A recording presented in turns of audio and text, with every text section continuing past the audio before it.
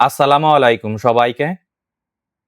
আমরা যখনই ইউরোপের কোনো টপ ক্লাস স্ক্যান্ডিনেভিয়ান দেশে উচ্চশিক্ষার কথা ভাবি, আমাদের চোখে ভেসে ওঠে বরফে ঢাকা চমৎকার সব শহর, বিশ্বের ১ নম্বর শিক্ষা ব্যবস্থা আর বিশাল অঙ্কের টিউশন ফির কথা।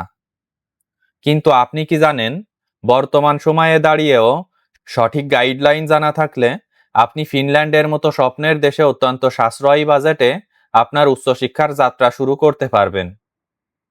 আজকের এই ভিডিওতে ফিনল্যান্ডে উচ্চশিক্ষার যাবতীয় বিষয় নিয়ে আলোচনা করার চেষ্টা করব ইনশাআল্লাহ। তো মূল আলোচনা শুরু করি। মূল আলোচনার প্রথমেই কথা বলবো ফিনল্যান্ডের ইউনিভার্সিটিগুলোর টিউশন ফি এবং স্কলারশিপের বিষয়ে। এই দেশটিতে উচ্চশিক্ষার ক্ষেত্রে সবথেকে বড় যে ভুল ধারণা আমাদের আছে তা হলো এখানকার টিউশন ফি নাকি আকাশচুম্বী। বর্তমান লেটেস্ট এবং রিয়েল ইনফরমেশন হলো ফিনল্যান্ডের অনেক পাবলিক ইউনিভার্সিটি এবং ইউনিভার্সিটি অফ অ্যাপ্লাইড সায়েন্স বিদেশি শিক্ষার্থীদের জন্য অত্যন্ত সাশ্রয়ী রেটে কোর্স অফার করছে। উদাহরণস্বরূপ Centria University of Applied Science, Kajaani University of Applied Science, VAMK University of Applied Science, এই সকল প্রতিষ্ঠানগুলোতে ব্যাচেলার্স বা মাস্টার্স প্রোগ্রামে বার্ষিক টিউশন ফি বছরে সাধারণত ৫,০০০ থেকে ৭,০০০ ইউরোর মধ্যে হয়ে থাকে।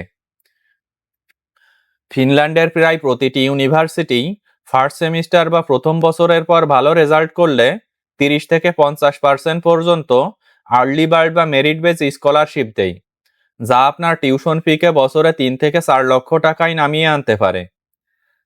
এই দেশটির ইউনিভার্সিটিগুলোতে আবেদনের জন্য আইএলটিএস স্কোর নর্মালি 6 থেকে 6.5 থাকাটা বাধ্যতামূলক।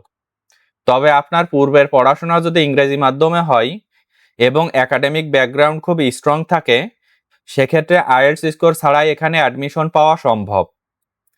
বর্তমানে Finland Sarkar business, IT, nursing এবং ইঞ্জিনিয়ারিং সেক্টরে সবথেকে বেশি ফোকাস করছে, তাই এই সাবজেক্টগুলোতে আবেদন করলে আপনার ভিসা হওয়ার সম্ভাবনা অনেক বেড়ে যাবে। ফিনল্যান্ডে পার্ট টাইম জব ও ইনকামের বিষয়ে এখন আপনাদের সঙ্গে আলোচনা করি। সকল বাংলাদেশি শিক্ষার্থীদের সবথেকে বড় এবং প্র্যাকটিক্যাল প্রশ্ন হলো, ফিনল্যান্ডে পার্ট টাইম জব করে নিজের খরচ এবং পরবর্তী সেমিস্টারের টিউশন ফি তোলা সম্ভব কিনা। উত্তর হলো হ্যাঁ। ২০২৬ সালের নতুন নিয়ম অনুযায়ী ফিনল্যান্ডে শিক্ষার্থীদের জন্য কাজের সুযোগ আগের চেয়ে অনেক বেশি স্টুডেন্ট ফ্রেন্ডলি করা হয়েছে। এই দেশটির শ্রম আইন অনুযায়ী একজন বিদেশি শিক্ষার্থী পড়াশোনা চলাকালীন প্রতি সপ্তাহে ৩০ ঘন্টা বৈধভাবে পার্ট টাইম কাজ করার অনুমতি পায়, যা ইউরোপের অন্য অনেক দেশের চেয়ে বেশি, এবং অফিসিয়াল ছুটির দিনগুলোতে আনলিমিটেড বা ফুল টাইম কাজ করতে পারে। এখানে restaurant, food delivery, cleaning, super shop এবং লজিস্টিক সেন্টারে প্রচুর পার্ট টাইম কাজের সুযোগ আছে।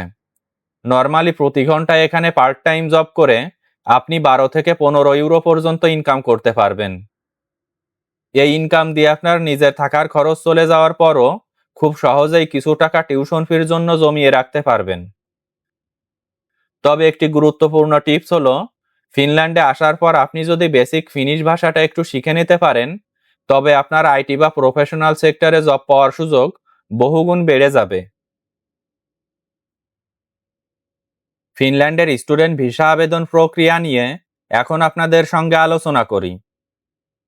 ফিনল্যান্ডের স্টুডেন্ট ভিসাকে মূলত বলা হয় first resident permit for studies, এবং এর আবেদন প্রক্রিয়াটি বর্তমানে সম্পূর্ণ অনলাইন এবং নিয়মতান্ত্রিক করা হয়েছে।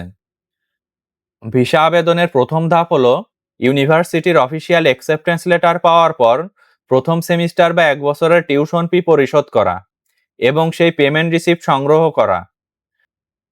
দ্বিতীয় ধাপে আপনাকে ফিনল্যান্ডের অফিসিয়াল ইমিগ্রেশন পোর্টাল ইন্টার ফিনল্যান্ডে গিয়ে একটি অ্যাকাউন্ট ক্রিয়েট করতে হবে এবং সেখানে আপনার রেসিডেন্স পারমিটের অ্যাপ্লিকেশন ফর্মটি নিখুঁতভাবে পূরণ করতে হবে।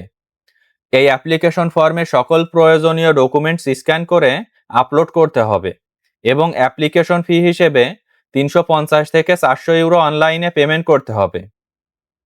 চতুর্থ ধাপে বায়োমেট্রিক এবং অরিজিনাল ফাইল ভেরিফিকেশনের জন্য আপনাকে একটি অ্যাপয়েন্টমেন্ট বুক করতে হবে।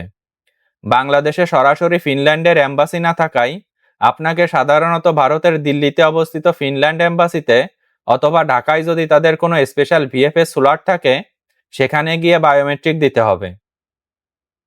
সাধারণত 30 থেকে 60 দিনের মধ্যে আপনার এই ভিসার চূড়ান্ত সিদ্ধান্ত চলে আসবে এবং আপনার কার্ডটি আপনার ঠিকানায় পাঠিয়ে দেওয়া হবে, যা দিয়ে আপনি সরাসরি ফিনল্যান্ডে প্রবেশ করতে পারবেন।